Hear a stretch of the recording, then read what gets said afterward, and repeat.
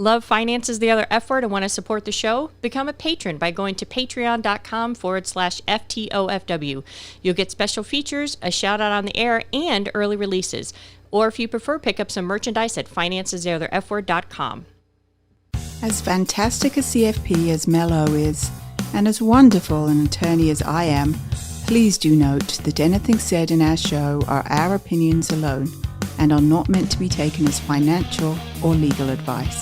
Welcome to Finances, the Other F Word, a Gen Xer podcast for musicians and music lovers, where we discuss money and music without all the pretentious bullshit. Here are your hosts, Zoe Terry, attorney at large, and Mel O, certified financial planner and author of Finances, the Other F Word. Listener discretion is advised. Hey guys, welcome to Finances the Other F Word. And I know a lot of times when I start a show, I'm all fucking riled up and super excited, but I'm really fucking riled up and excited today. First of all, because we have two returning guests, which we absolutely love and adore. Rafael Pensado, Vic Rattlehead himself, and Stanley Soares, I said it right, sound engineer for Megadeth. So we are so excited to have them back. Plus, Zoe, Rafael, and I are having a little bit to drink. Stanley is being a Boy Scout, which is very admirable, and not drinking. But he is snorting coke, so exactly. So you get to pick one or two. But the most important thing why this is fucking crazy is because we are recording our first fucking live show ever. Okay. So I don't know why I'm telling everybody this if you're not watching it now, because by the time you listen to it, it's going to be too late. We are live right now on Twitch at our channel, MELOFTOFW. So this is our first live show with two returning guests. Woo, haven't had that much yet. Guests who are our absolute favorite. And before we turn it over to them, Zoe is going to welcome some new countries to the Finances the Other F Word fold. I certainly am. First of all, welcome to Kuwait. I think it's Kuwait. Well, you say tomato, I say tomato. All right. That. And the next family. Oh no, family. Hello. I'm live. Oh no. The next country to welcome to the family is Rwanda. You said that one correct. Fuck you. And just because you have an English accent doesn't mean that everything you say is pronounced fucking right. It's not. I think you'll find it is. No.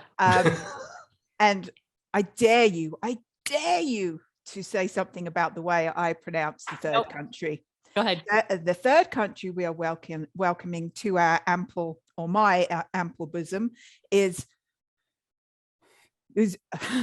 Uzbekistan. There you go. Right? Yes. Yeah, I think you said it as close as you can. So and hang on a second. Lily would like to say, hi, I'm creeping. Hello.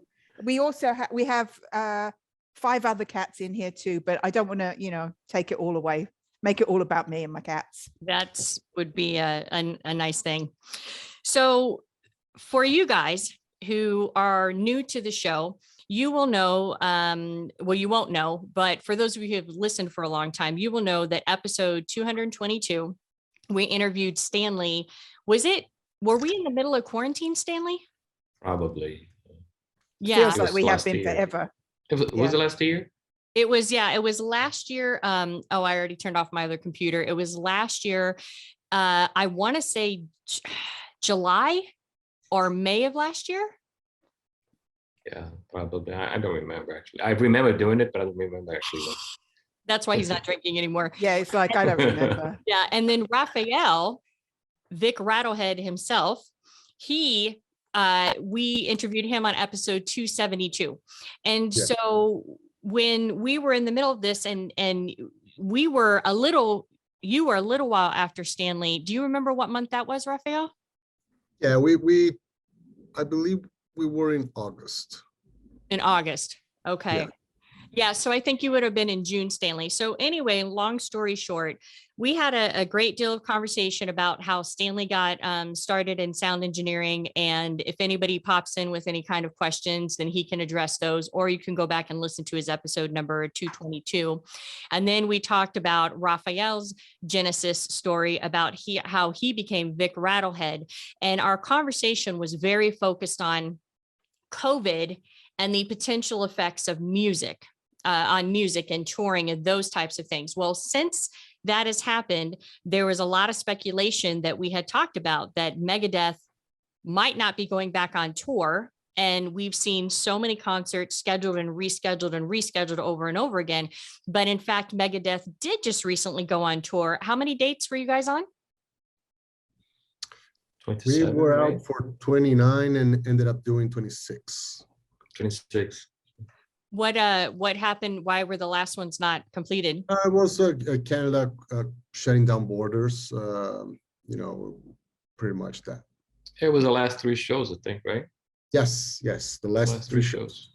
We ended up in St. Louis, in Minneapolis. Yeah, that was the last one. I mean, in the United States. Yeah. And so real quickly, before we get too deep into this, do you guys have dates coming up now? Like, do you have another leg that's coming up, or how is that working? We'll have conversations, whatever's officials on the website. But there are talks, still waiting developments. Europe's kind of regressing in the opening, and nobody's really holding all the answers right now. There are just conversations. So there's been only a handful of bands that have actually went back on tour. And then, I know Adelita's Way has been out and pretty active.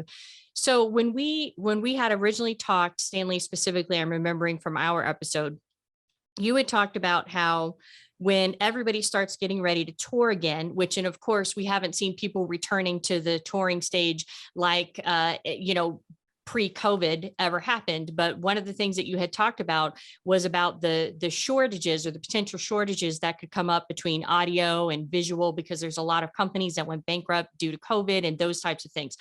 So was it hard to find people to occupy those spaces for the Megadeth tour? And this question is for you too, Rafael. Like, could you see the impact of COVID, or was it actually better or easier than you thought? Go ahead, Stanley. I think we had a solid crew that was ready for jump on this last run and actually do it. So I don't think in that sense it impacted us. But the touring business in general, if I think about, my position as a sound engineer, I used to be working for multiple clients, right? I work for one artist here, another one here. Sometimes this tour is finished and I'm just jumping to the next one, and just doing my thing, keeping busy. And with the pandemic, everybody stopped at the same time, right? And what I actually was expecting kind of happened. It was just like, when we're going to be out, it's going to be everybody out at the same time.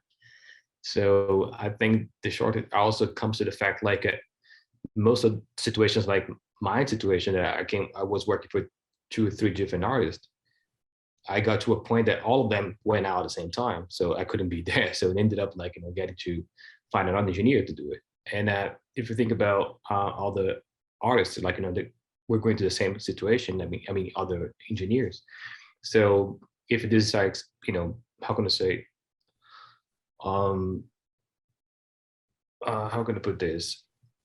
If everybody's going out at the same time, and this kind of a situation like me that was working with 3 different artists cannot do that, and you see more artists is more bands going out at the same time, that's what's going to happen. We're not going to have enough people to go there and do those jobs. And regardless of the fact some people, they ended up leaving the business. I have a few friends that ended up totally I'm not doing this anymore. But I think that is one of the points. But That would be also like an industry, and also like if everybody's coming out at the same time, and most of the companies that provide audio, they won't be able to provide to everybody. It's just like simple math, I believe. And did you find that? Have you found that? Was there enough people in your industry, or how were people coping? It's hard to say. I only can talk about the artists that are working for, and in our case, I think we were fine, right, Rafi? Yeah, totally. We have now, this team has been together since 2018, most of it, and then in 2020 we had the pre-pandemic tour in Europe Yes, with Finger true, Death yeah. Punch, which was a long, intense, cold, problematic one. But and then right after that, things pulled the plug. Everything went down, and nobody knows what's going to happen. Now I have to reorganize my life, and I'm sure most of professionals of the industry have done the same. What do I do now? I mean, nobody's having any specific date to come back. And like Stanley was saying, I saw a lot of guys changing industries, going to work with a business from the family or something like that, just looking for a way to pull it through.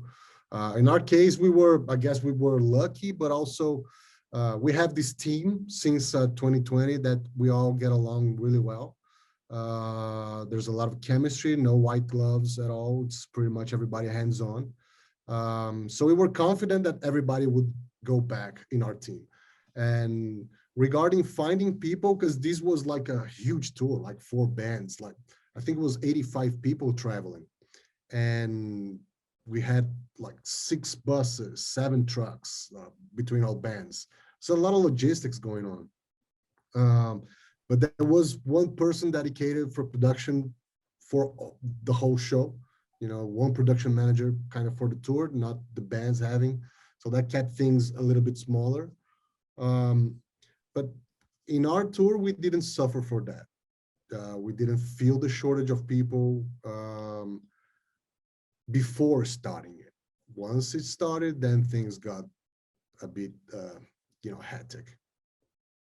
So then it sounds like you guys had the luxury of having a lot of returning people. Did you have to bring on any new faces, or was it literally just everybody who was there before was there again? Pretty much, right, Stanley? Yeah, pretty much. We had like 2 new ones. Drum tech and lighting guy. Lighting tech was right before. Right. Yes. That was it. Pretty much was what we call like the core crew. We were all there, so it was like a kind of like a. We did a lot of rehearsals. Also, actually, was great to kind of reconnect to the everybody, like how can I say position bonding, right? Like yeah. And then we spent a few days in Nashville doing rehearsals. I think we did like 2 weeks, right, or more. Yeah, 2 weeks, no days off. They really wanted to work in rehearsal. And I remember, like, Ivan is our tour manager. He picked me up from the airport straight to rehearsal. It was kind of all right. Nothing about again, And we just there for 10 hours every day. Yeah, every day. Like we had our own schedule, and then the band would come in after 2 days, and they had Dave's schedule, and then like Kiko was staying in a studio house right by Dave's place. Dave rented the house, turned into studio. That's where they wrote all pretty much the songs and worked together. So Kiko was staying there. That was like a 40-minute drive from the rehearsal spot. And the crew, Dirk and James, they were in the hotel with us. So I would drive them, and then 2 cars, get there early, like 9 a.m. We'll be there setting up. Everybody working their own thing. Then the band would come in, like they would show up a couple hours later and stay until 4. But he will always stay a couple hours more. He would always wanted to check something else. Yeah. And that was really a boost of energy for everyone, to see that Yeah. he was really into it. Yeah. By the time we got to the first day that we were loading, and we had a full rehearsal at the venue that we'll play, right? Remember, we did that a day before the show. We had also a full rehearsal with all the bands and the whole thing. We already, for me, it felt like I would have done 10 shows because of the rehearsals. Yeah. So I mean, I'm just going to go under the assumption that Dave is the one who calls the shots of when everybody goes back out on tour. So was there any, or did you get any indication that there was any type of apprehension about going back on tour, or was it just like, fuck it, like we're doing it? No, a lot of conversations, a lot of, it was, I didn't see it coming that way, until we lost the first guy.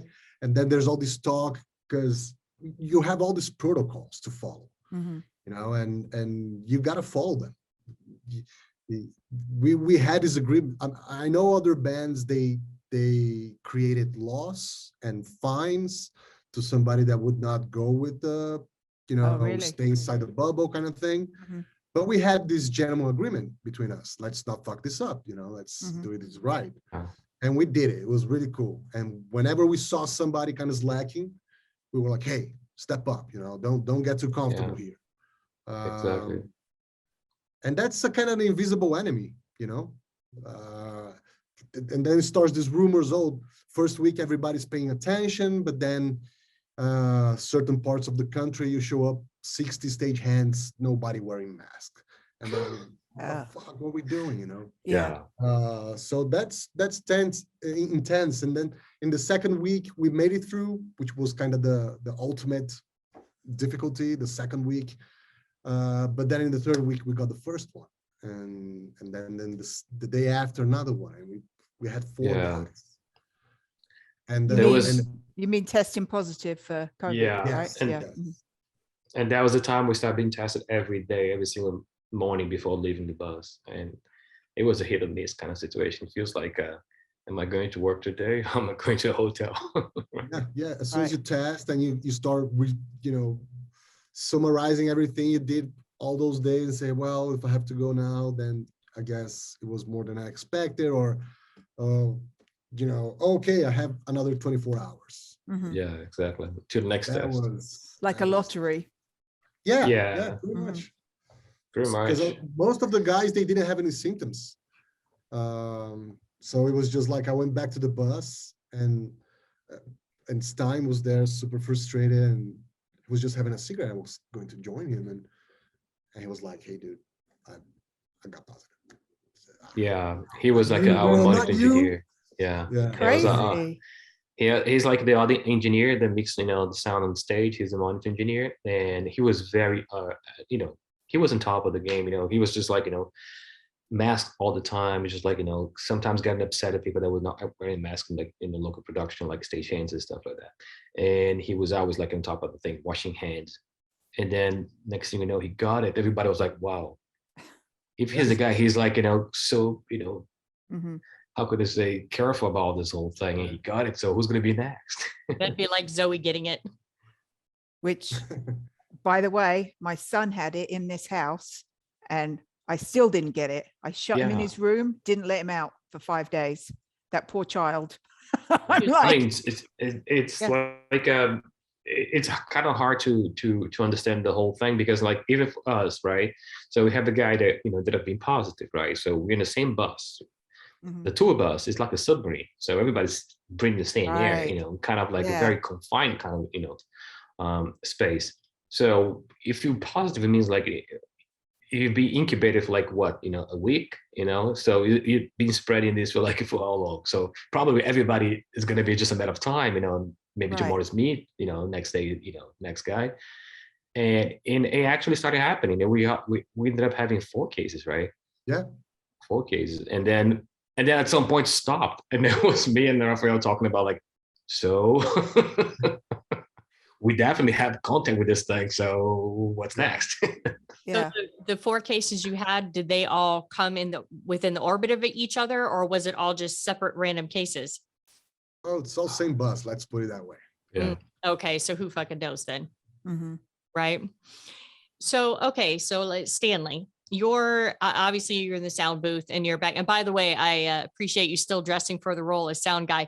I have never seen this motherfucker in a t-shirt that has any type of color to it. Every time I've seen him, as long as I've known him, he has to have a closet of all just fucking black shirts because Or maybe it's the same shirt. he just takes it off. He leaves it up against a wall. I put it back on the next morning. He's like, whatever, it's good. I'm sure your wife would appreciate that. And so the thing is that, you know, you're in the sound booth and you're looking out on the audience. In the middle of the, how can I say it? The melee, just the zombie Yeah. apocalypse. Yeah. but you're on a raised platform though. So that way when people No. break out, it can lift up. Nah, I'm not. I'm the same level as everybody. Sometimes because it's an amphitheater, I'm in a higher like position, but you gotta see people around me. What I did was like I talked to our tour manager. Said like, listen, I'm only gonna move to front of house. I mean, once I finish sound check, which like we don't have anybody in the venue, only us, right? So once I finish sound check, I'm gonna go backstage, and I'm only gonna actually walk to front of house 15 minutes before changeover. And the changeover is the moment like the last band, the band before us, you know, finish the show. So you got like a 30 minutes for us to, you know, set up our stage for Megadeth. And then that was the only time I was actually walking to front of house. And at that time I was wearing double mask, probably, I mean, having a hard time to breathe. Full hazmat suit. Yes, kind of like a, you know, sci-fi, you know, kind of movie. And I was trying to find like, you know, the longest, if sometimes like, if it'd be like the longest path to get front of house, but the one that has the least amount of people. Mm-hmm. So I was just like, you know, getting there, you know, and starting my day. I have my Rafael actually, he hooked me up with this. He got like some like a little bottle of like alcohol, you know, gel and the whole thing. So I had in my front of house cases, you know, feel like, you know, way for me to clean my hands. Yeah, exactly. So but let me tell you something. I was doing this so often. Then probably like after, you know, the third week, my hands have just like fallen apart. Yeah. Because the amount of time that I was washing it and using those hand sanitizers.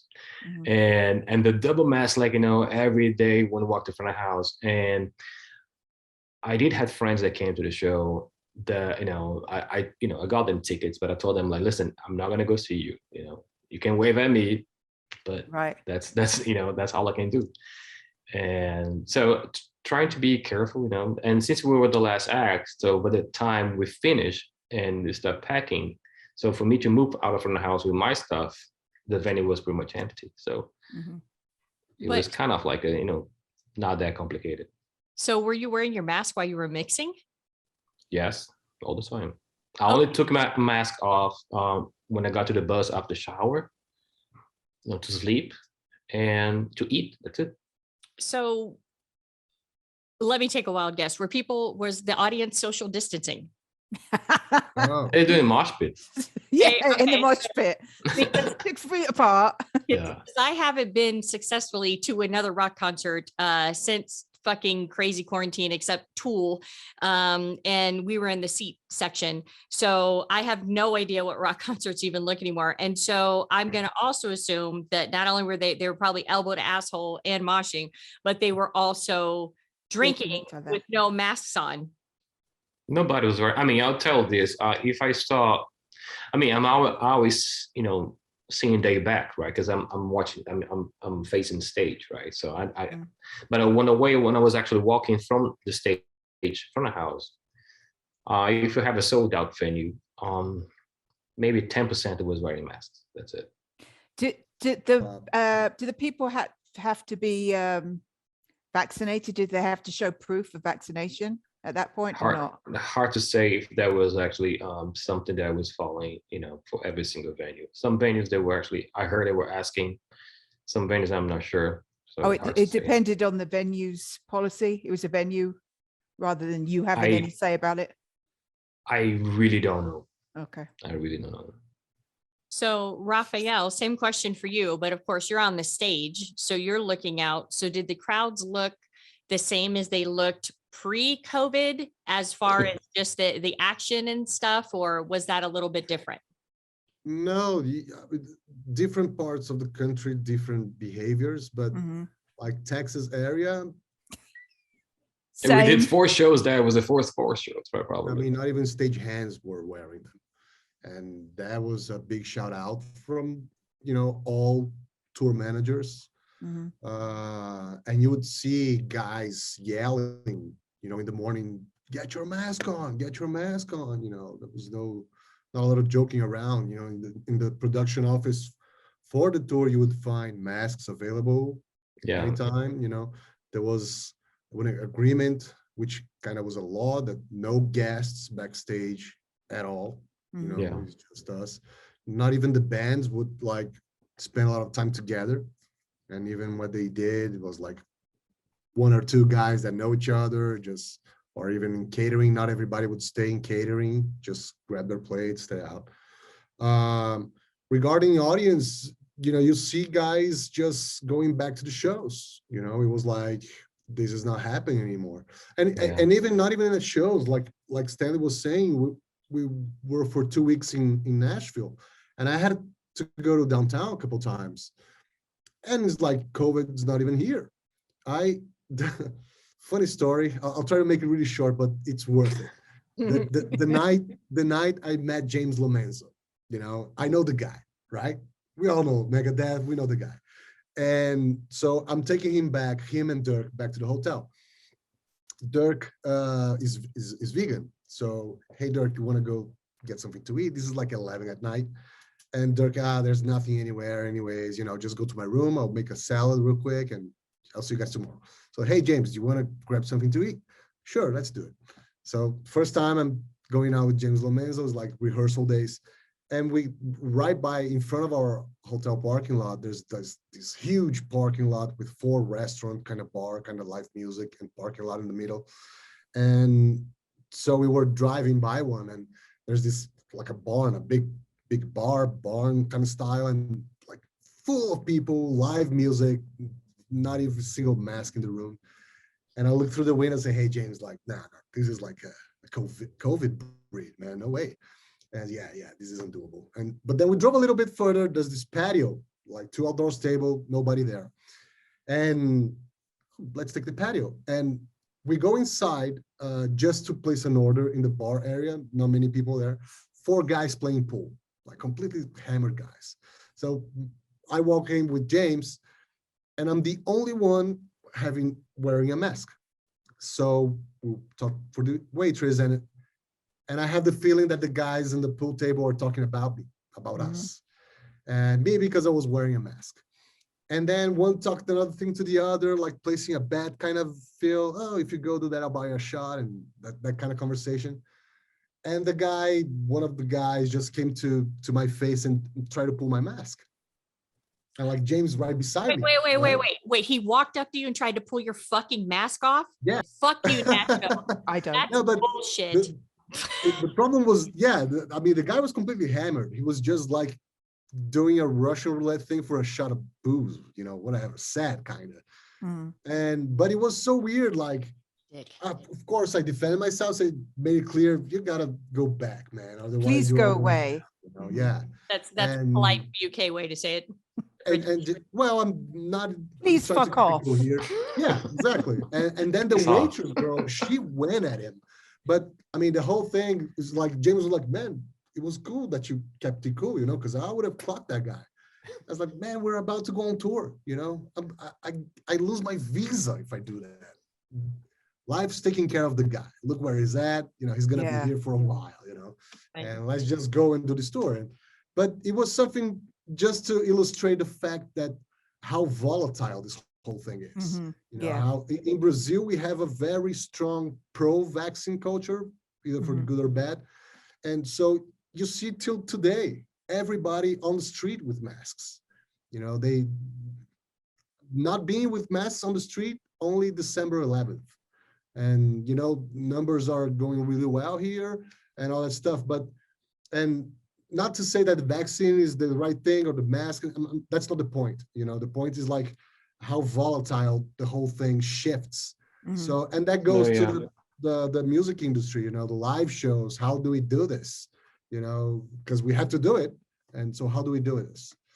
And a lot of tension, you know, and then after the show, we'd all go back to the bus, and I really enjoy spending time with Stanley and Stein and having a couple of beers and just talk. And we would like exchange point of views, you know, how was this for you? You know, because like going back to the question, different points of the show we are. I'm more backstage, and then I go on stage just for the show a little bit, and Stanley's there all day, all night, you know, making sure. So there's different points of view, but it felt that wherever you were in the country, certain parts, certain behaviors, pretty much. Right. Dude, Yeah. I would have been like, bitch, I am Vic Rattlehead. Fuck off. I cannot believe that somebody would come up to you, and I don't give a damn what state it is, and physically, I don't give a damn how you feel about masks. It doesn't give you the right to physically touch anybody or get in anybody's personal space. That's fucking insane to me. That was booze behavior. I didn't take it. I know, but still, but you know that's he was a dick. He was a dick sober. That's what I'm saying. It doesn't matter. Yeah. So when you're on stage and you're looking out at the crowd, looks exactly like the crowd looked pre-COVID then, right? Yeah. Like, because all these amphitheaters, they're seated anyway. So you have your kind of place to stay, and there's this small general area, and then everybody would mosh pit and all that stuff. And it was pretty similar to before, I would say. I would say that they were even enjoying more because, you know, they're missing so much, you know, to see a live concert. Totally. It was. I could see like it was a genuine kind of like a reaction all over, you know, from front to back of the venue. Everybody just having a blast. Yeah, totally. So there were chairs on the floor. How were they moshing? Were they the portable chairs? They have a little pit. Yeah. So the seating area kind of goes in amphitheater way, you know. Oh, and then in the bottom. Yeah, in the bottom there's this small area. Not that small, because those were big places. Yeah. We had venues we played for 11, 12, 14,000. It was, I mean, several shows sold out. Like Stanley brought a very good point. You could see the reaction of coming back to a show, you know. Yeah. That's what I'm wondering, like the level of energy, because I know that when I get to go back to a concert, I'm probably going to be losing my shit because I'm so fucking excited, A, to be out of the house, and B, to be able to see a band I love. So when like Cool in the Gang? Exactly. Yes. On Zoe's next year. Yes. That's my next concert anyway. Yeah, actually, I think I have Tool before that, but yes. Or I might even have, Judas Priest is after. So, but yes, Cooling the Gang is going to be the highlight on Zoe's birthday. So I would assume that there would be an energy level difference, because people are like, you know, like roosters let out of the hen house. Is that what you guys saw, or was it just the same level as before? No, I could see. I mean, it's not like you see certain moments where people get emotional, and even at the meet and greets, you see a lot of that, more the exchanging idea, because they happened. You know, we developed a way to make it happen. So that would be like a 45-50 minute conversation between the band and 75 fans in an organized fashion. So they were also bringing that too, you know, like the ability of going back to a show, not really knowing what's going on. And also you'd see people complaining that went to a show and got COVID. And then you start thinking, am I part of the problem here? That was a lot of stress buildup for me personally. Was like being on stage with mask, and seeing thousands of people enjoying themselves, of course, and I hope they're all protected in some way. But you start to think if you're part of the problem, you know, like, should I be doing this? I thought that's a personal thing. You know? Right. But that's their choice, you know, and if they choose not to protect themselves to the fullest that they can by being vaccinated and wearing a mask and distancing themselves, then that's their choice, you know. They could do it in the safest possible way they could, or they cannot give a fuck and then complain when they get COVID. That's not your responsibility, is my thinking. But so how about from your perspective, Stanley? Um, Rafi brought like a few points that I really couldn't actually notice because since I'm doing front of house and mixing the show, my contact mostly like I see the band, do sound check with the crew, and then band on stage, do a song too, and then after that I'm gone, and then I only come back to do the show again, right? Usually, or I hang out like in the jam room, me and Rafael sometimes we play a little bit, and or maybe I go to the bus and then I take a nap, and I only come back to eat and then do the show. So I ended up only seeing the perspective from the front of the house, like where I can see the whole audience, right? I mean, in front of me, not behind me, but so the reaction that I always see is just like everybody having a blast, and the amount of energy, if it is the same or not, is kind of hard to judge because metal fans are very energetic. They are really there for the music, not for the party. That's a kind of fan that they know when the guitar solo is going to happen. And they know when actually drum fill is going to go. So they always pay attention to everything, just having a good time. There were actually some good moments also. Like I remember once I finished the show, there was like a kind of behind me in the seats. There was this like older dude with a little kid, and he was just like waiting for me to kind of turn because I was packing my stuff, and then I looked at him. He asked me, do you have a set list? I was like, I usually I save it for some fan of the end, and I was like, I will save it for you. And then I grabbed the set list, and then I noticed that he was with his daughter, and he told me like, this is her first show, and I was like, wow, nice. I hope you guys enjoy it. And then he told me like, I've been to several Megadeth shows. This is the best one I've ever seen in my life. I'm so happy to to have this moment with her. And I was like, right on. So I went to the line and give me a set list as well too. So I did give them some set lists. That's great. And so that's one of the things I feels like, wow, that's good to see that happen.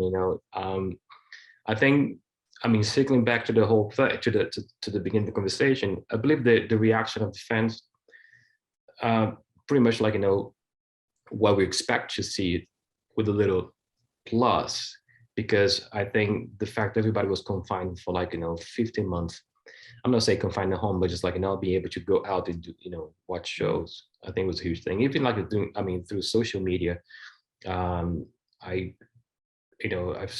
read a bunch of comments of people saying like, well, that was a good way to start going out again, watching this band playing together, because it was a nice lineup, Hatebreed, Trivium, Lamb of God, and Megadeth. It was like a metal tour of the year, right?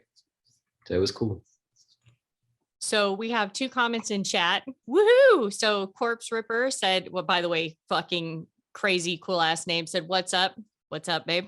What's up? And then we also have the Earl, and he was, I think, piggybacking on a comment that Rafael made. He said, it's no different than getting drunk as shit at the concert and blaming the band for your DUI. So True. Absolutely. We just did an episode on the Henry Ruggs accident, and Zoe broke out her inner attorney and her outer attorney, because she's an attorney. Yeah. And we dissected that accident and basically who could be held accountable and who couldn't. And we had a conversation about Topgolf, which was the place he was drinking at. Are you guys, Rafi and Stanley, are you familiar with the Henry Ruggs accident? No, I'm not. Okay. Here in Vegas. Yeah. Yeah. So he used to play for the Raiders. He went out and got all fucked up. Unfortunately drove drunk. He was going 156 or 157 miles, 156 miles an hour in his souped up Corvette at 3:39 a.m. A car was in front of him that he didn't see because he was going too fast and he was impaired. By the time he made impact with her, he had managed to slow down to 127 miles an hour. The car caught fire, and she and her dog presumably burnt alive and died. Wow. Yeah. So we did a whole, just recently, a whole episode on that where, Zoe talked about causality and like, who can you actually sue in that type of event? So the Earl's, comment is kind of on par with that. So you guys came through Vegas. Megadeth didn't actually perform in Vegas, but you guys came through Vegas, which really sucked because when we originally had you guys on in episode 222 and 272, we were like, next time we see each other, we fucking have shots and we're going to, hug and all this stuff. And then you're like, hey, Mel, we're in Vegas, can't see you, passing through. And I'm like, okay, you guys. Was the bubble effect. Yeah. But it sounds like you guys could leave if you wanted to, but most people didn't. Well, we decided to be in the bubble. I mean, that was a conversation that started the rehearsals. I think it was clear that in order for this tour to get to the end, so we tried to keep, ourselves like contained. So it was not easy because days off, part of the, how can I say, relaxing, decompressing is just like in getting out a little bit. Maybe just go for a walk, just like go some places. We were pretty much like in a hotel room. Sometimes like, room service, or maybe just go down to the lobby, get something, just go back to the room. So we decided to do like that. And I think, it worked out. But I mean, I would say at that point, I was glad to go back to work. And then my take was more like whatever works was to go through this, because if we think about, as a crew member, if I get COVID, they can get another sound guy and come into the show. It will be different, of course, a different person, different perspective, but the show will still go. If a musician got COVID, the tour is canceled. There's no way to keep going. But end of the day, we have contact with the musicians, with the artists. So we have to be responsible also in the sense of like try to keep ourselves isolated from this whole situation. Not to be the agent to bring this thing to the band, and then. And it's a testament to you all, I think, that you all did that without having to have any real kind of penalties, right? That you actually all did that. It sounded like a real family about it, and that you managed to get through the whole tour, other than Canada, and that was no fault of your own. And if only the whole fucking country and the whole fucking world would be like that instead of I'm not wearing. Oh yeah, totally. Yes. Think about not just yourself, but think about the other people. The impact. And you lot clearly did that and managed to get through the whole fucking tour by doing that. So for sure. Even like so like Rafael said, sometimes we just like long like traveling date, right? Just like we're crossing the country, and then next thing you know, we have to stop because the driver cannot keep going, so we just stop here, and then the truck stop, and sometimes they're just like hotels, but we don't have the whole day, so we just waiting that you pick up the trip again. And it was funny because we were just hanging out outside the bus in front of the bus and not going anywhere. Right. And we just go inside and just grab a beer, just drink, and then talk about this and just make jokes and blah blah blah. And then what we're gonna do now? We'll go back to the bus. You sit down in the lounge right now and just try to watch something on TV. Oh, satellite is all working. We don't have reception yet. Let's go outside and grab a beer and just sit outside. And it was like that. Totally. I remember one day in particular, we were in a parking lot and it was a beautiful day. There's nothing around us, but our cooler was full of beer. And myself, Stanley, hey, let's crack one open and just stay outside. Oh man, it's such a nice day. And then we see the other bus behind us, Dave's bus, with they're taking out the mats, the jiu-jitsu mats, in the parking lot. And they were practicing jiu-jitsu there. In the afternoon, they were just who was practicing jiu-jitsu? Dave? Yeah. Dave Dave does jiu-jitsu. I can't even say it. The hockey's good. Yeah, he does that. He does. Yeah, he brought his own teacher, the Reggie. He was also doing the big robot Vic Rattlehead. Yeah. And he's Dave's personal jiu-jitsu trainer.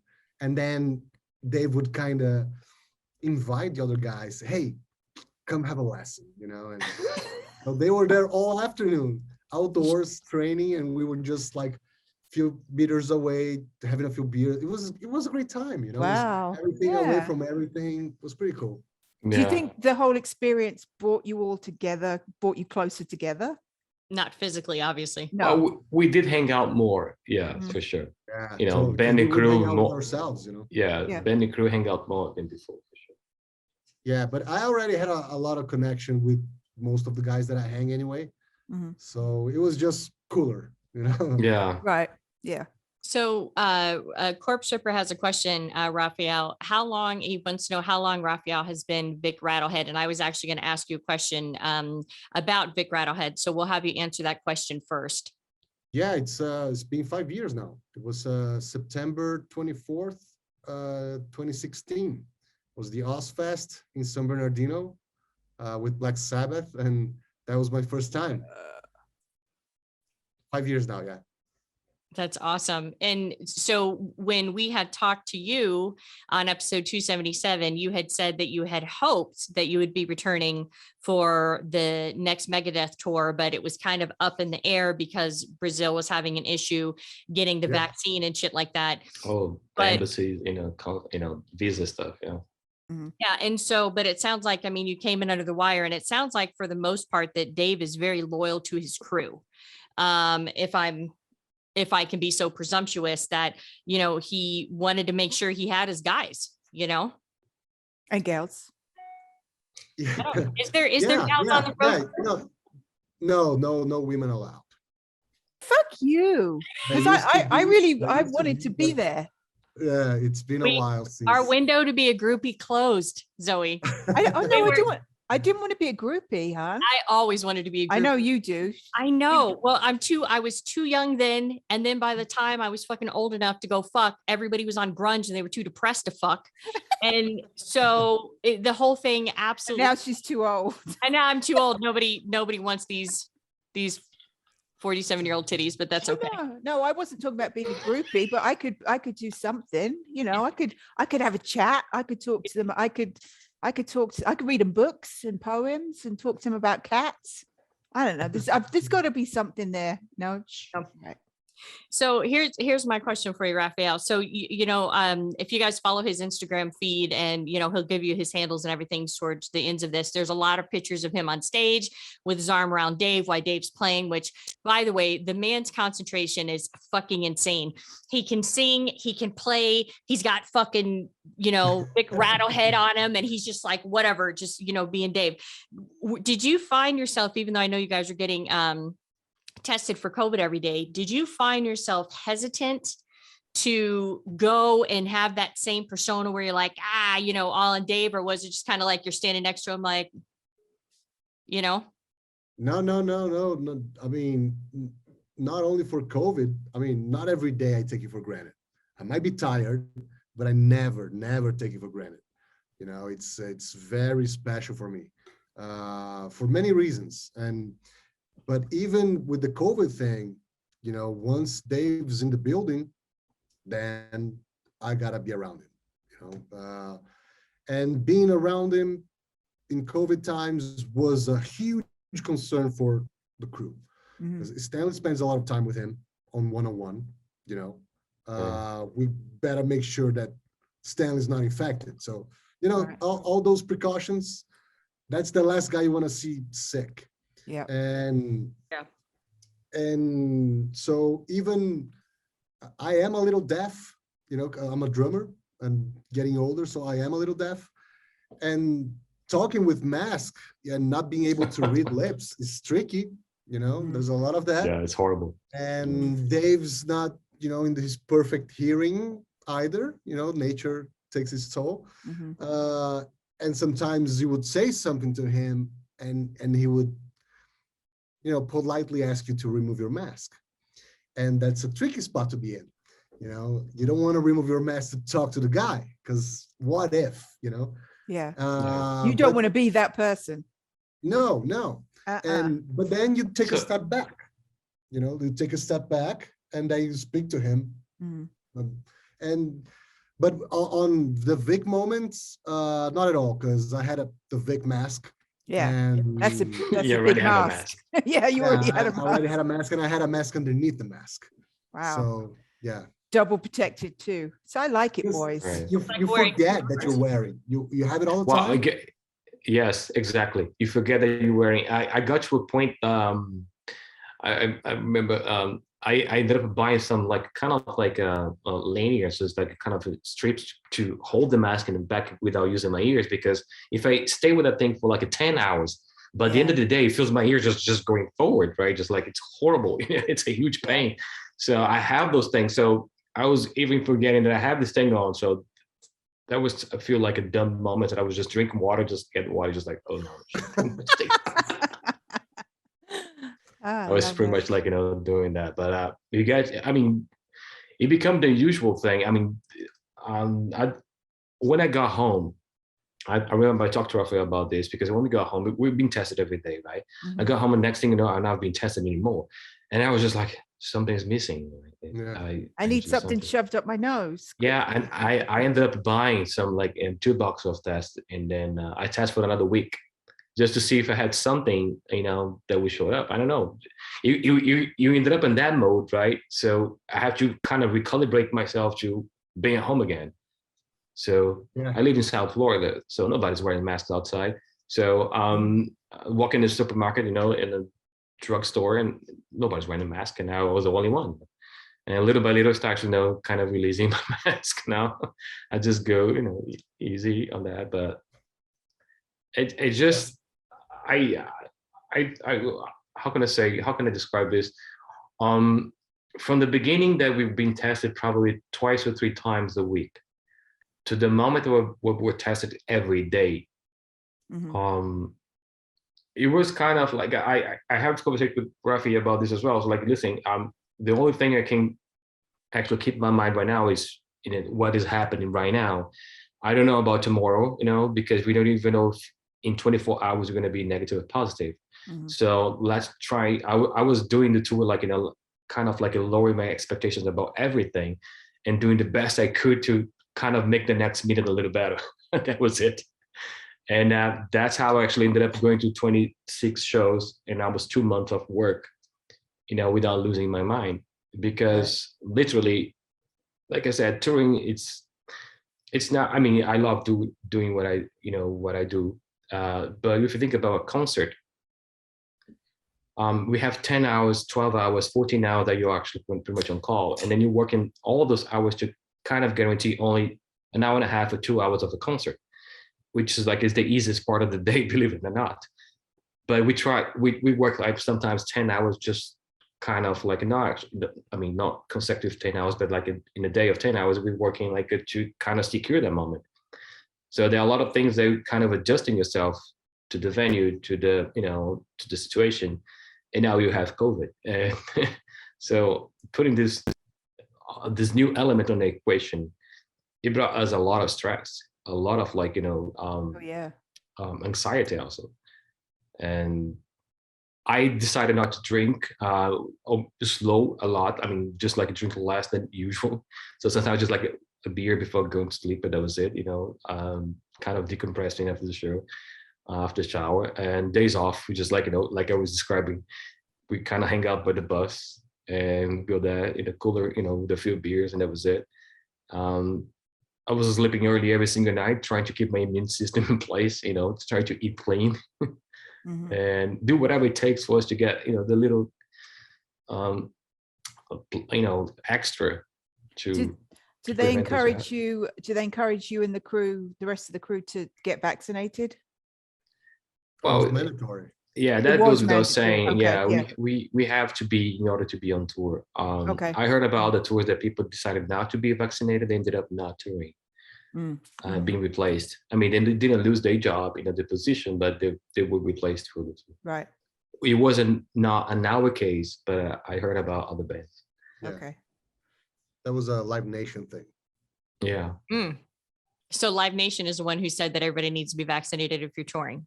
Yeah, that was a Live Nation tour. They bought the tour and was all their venues, so their rules, and everybody has to feel comfortable. Because it takes one not to feel comfortable to this thing not happen, Right. Plus the insurance to cover in the event that, Dave or somebody like that was to get COVID. That's a big deal. So new album is coming out for Megadeth, and now they've said spring, and it's been over a year. And I know that fans are anxious to hear the new album. has there already been a tour announced for the new album? Is there another leg coming up?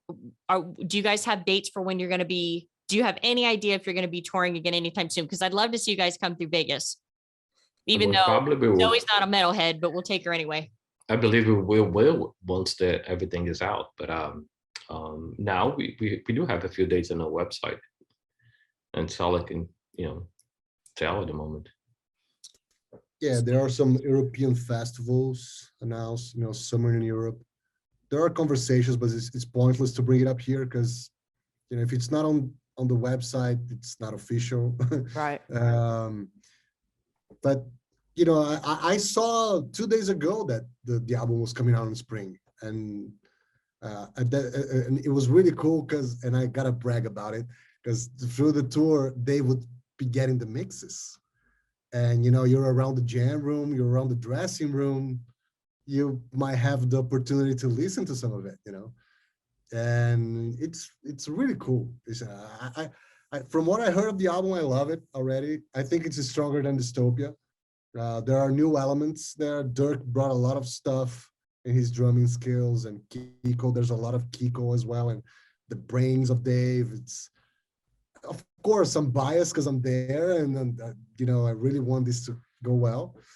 But I hope it starts soon. But for sure, for Rock in Rio, that's a big one for us, right, Stanley? Mm-hmm. Oh yeah, Rock in Rio in September, the It's a new big album, festival.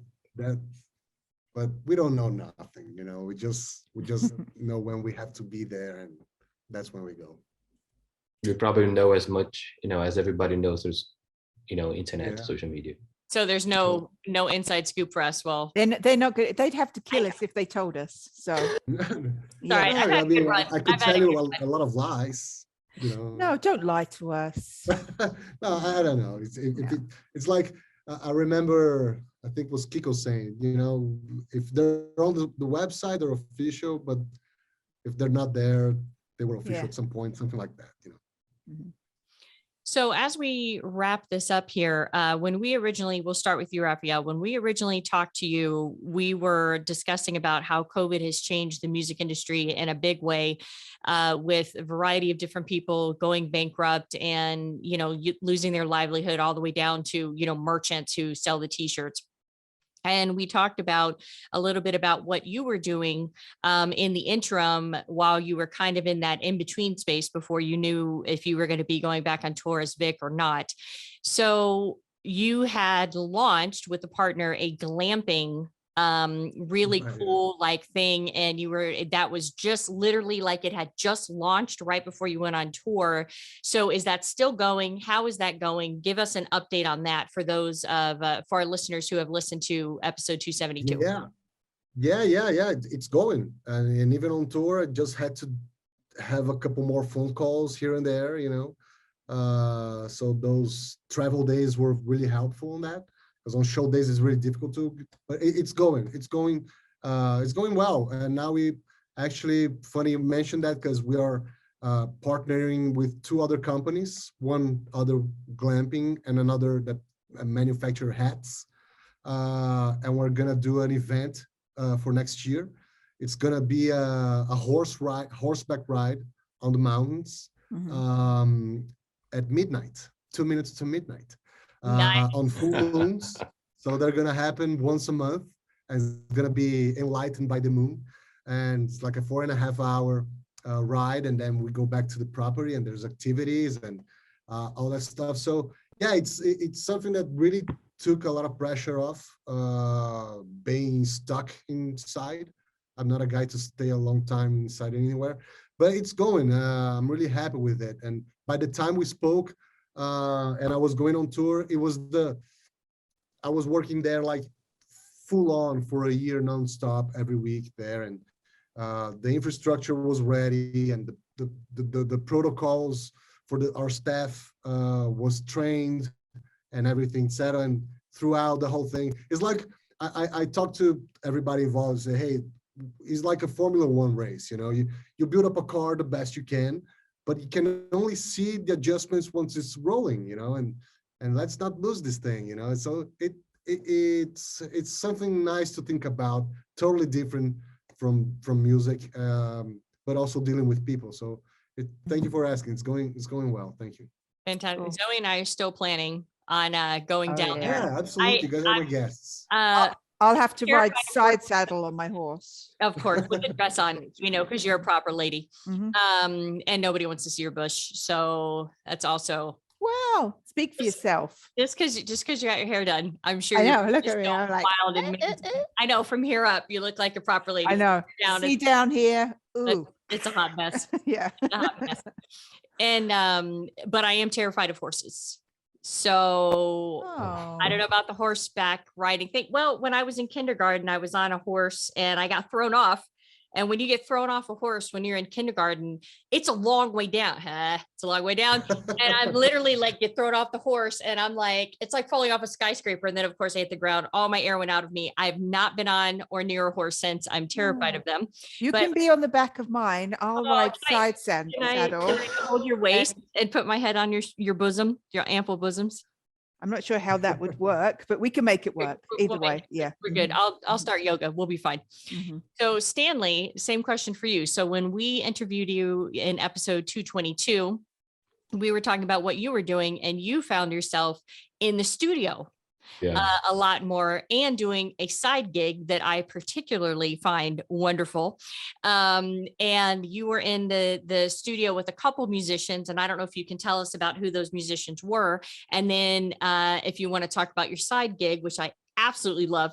And then if you can tell us a little bit about, because Stanley's getting ready to go back into the studio, if you can tell us a little bit about who you're going in with, if you can tell us that information. But if not, I just, how is all of that going? Well, I was actually, I've been a studio engineer before I was a live sound engineer. So it was a chance to reconnect to the industry again. And then ended up mixing a few singles and I did a live album as well. And then got this band that actually called me to do an album, and we're gonna be in studio soon. Yeah, I won't be able to talk much about it, but Damn. it's been good. It's been good. It's just like somehow the pandemic was like a kind of a handbrake for what I would used to do as a live sound guy. But after like a few months sitting at home, which I think I needed, it was a good thing for the beginning. I think it's actually reconnecting and talking to people. We did a lot of this, like, Zoom thing was a new thing for me, and I bet for most of us. And I ended up reconnecting to a lot of people that I have been talking to in a long time. And then one thing led to another. And I started doing a few shows, like doing broadcast and then studio. And also the other side gig was like, I got a call to mix like a church service, like a house of worship. And I never thought that I would do the kind of stuff. Yeah, exactly. Just He's like the sound guy for a church. Oh my Lord. it's more like a venue with 3,000 people and live band. So I was like to mix the music, Uh-huh. and Sure. it was fun actually. No, it's good. Killing musicians. He gets to spend time with God on Sundays. But the best part was, and he put this on his Instagram feed, is when he came back, they had a present waiting for him.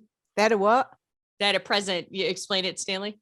Yeah, because they have like a huge LED screen, which is the size of the stage, right? And then between the break, I finished the first mix and then I left to do something. And when I came back, they put like a huge sign like, "Welcome back, Stanley." And I'll hold the stage. And I was like, oh, that was nice. Yeah, that's lovely. They're really nice people. I really enjoyed working, for them. Sorry. And it became a kind of like a house gig for me. Oh, Yeah. sorry. Again, stop it, Zoe. That's lovely. Yeah, we're live. So why don't you try not to show your true colors, bitch? I can't. I mean, Each to their own. That's great. I think the audio always fascinated me, and in every single, kind of like a field. I've been fortunate to be doing, studio work and mixing, recording, producing, and doing live sound and doing broadcast for TV stuff. And then I think I was just missing House of Worship now. So I know. I got it off. I think we all could do a little, except Zoe, we could all do a little bit more House of Worship person. Hey, I worship. at a house. The porcelain god. No. He drinks. You shoot. Well, sometimes, yeah. Yes. Yeah. More times than not. We can do No, so, but we won't. Okay, so Stanley, so tell everybody where they can find you, and we will also have links in our show notes where you can follow these guys and follow these guys. They're fucking great guys. They're cool as shit. They come on, they hang out. Of course, they didn't see us when they came through Vegas, but you know, whatever. Next time. Next time. Next We're going to time. burst their bubble, whether they like it or not. I'm just going to fucking burst it.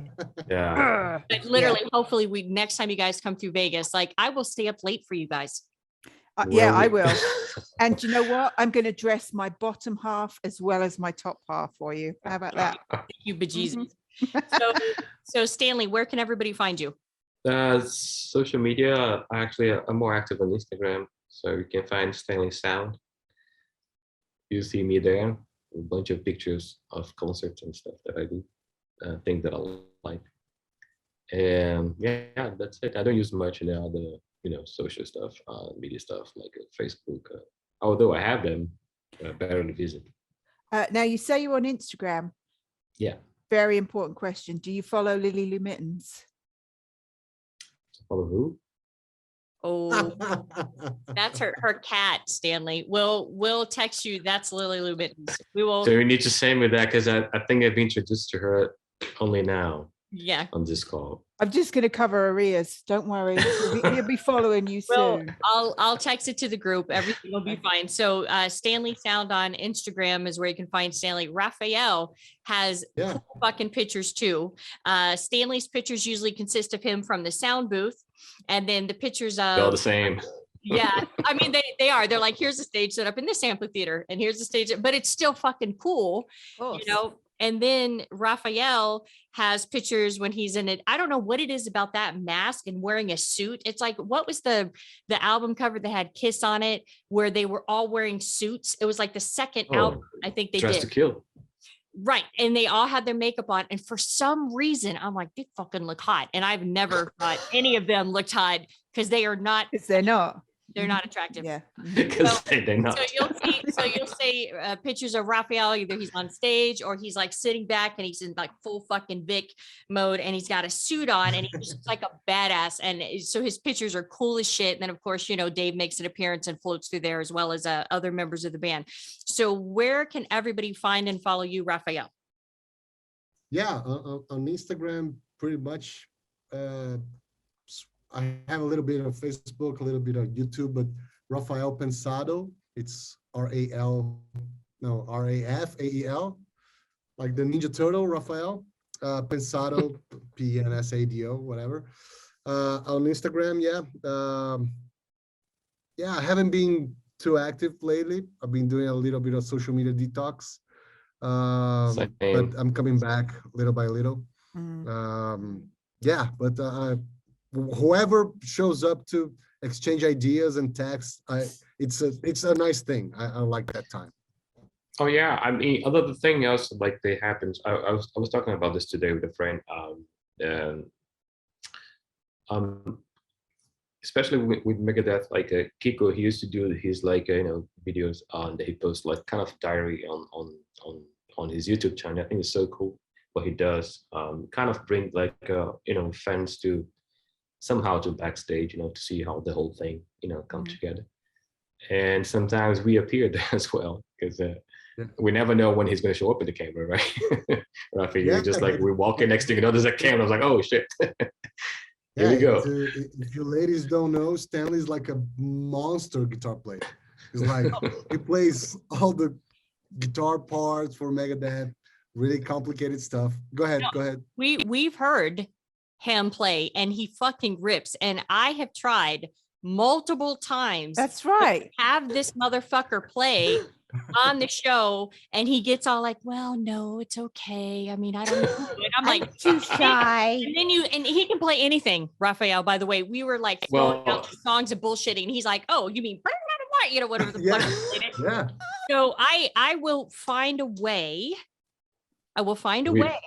to get Stanley to play some fucking guitar, because you're right, that motherfucker shreds for sure. And then you play the one drums, so he can. I do, yeah. And Rafael is that's the monster fun. drummer.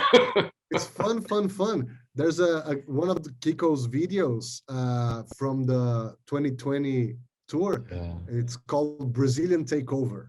And it's Kiko, Stanley, and myself in the jam room playing Tornado of Souls. But Stanley is playing the guitar and Kiko's playing bass, which is super cool. And then you could see, I mean, I was in the room, I had my back thrown out, but I was playing. And you could see Kiko was like, how the fuck does he play like that? You know? That's what? so cool. It was the first time actually we played together. But what I can say is this, like Kiko does this, and I think it's so cool. You know, he's a very nice guy and very light. You know what I mean? Just like his energy, and he comes to the room, and then he just make you feel comfortable. And then next thing you know, I was like, dude, I am a huge fan of his work even before Megadeth. You know, he's a hell of a guitar player. And then next thing you know, I was just like thinking, oh shit, now I have to play the things that he plays on stage in front of him, and I won't do any justice to this kind of stuff, right? Because he can make this thing, look so simple, and it's not. It's really complicated, very intricate guitar parts.